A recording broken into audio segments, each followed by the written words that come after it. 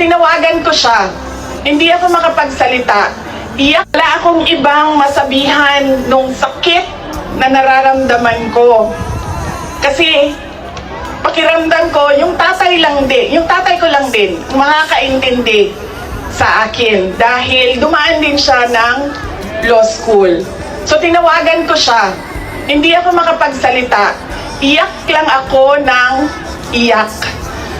Humahagulgul ako sa iyak na sinasabi lang niya, hello, hello, hello, nasaan ka? Nasaan ka? Yun lang ang sinasabi niya, nakidnap ka ba? Nakidnap ka?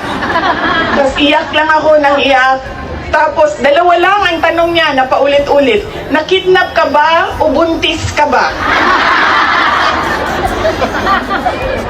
At that point na paulit-ulit na niyang tinatanong kung buntis ba ako, sabi ko na sa kanya, pa, hindi naman siguro umiiyak ang babaeng buntis.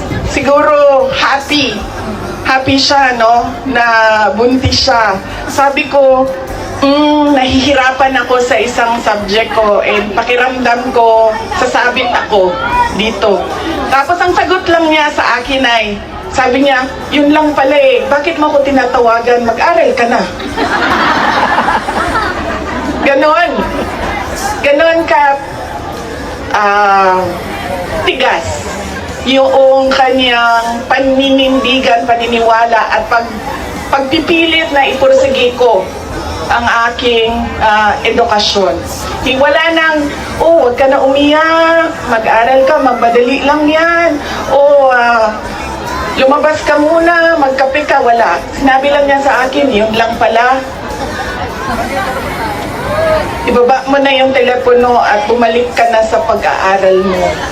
Kaya noong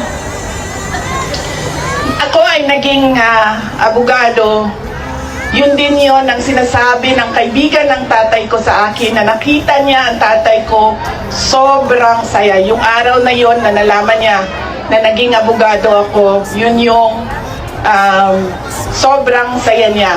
At sinabi sa akin nung kaibigan ng tatay ko, sabi niya, hindi mo maiintindihan kaming mga tatay, na kaming mga abogado, pag nagkaroon kami ng anak na abogado. Ganun, iba yung saya namin kapag nakikita namin na meron na kaming anak na abogado. Sabi niya sa akin doon, sabi niya, pinilit ba kita? Sabi ko, hindi lang pilit. Sinigawan mo ako at pinaiyak mo ako ng madaming beses dahil sa edukasyon at sa pag-aaral. At sabi niya, di buti na lang dahil meron akong abogado ngayon na anak na inutos-utusan ko dyan. Kausapin niyang mga huwes dyan. At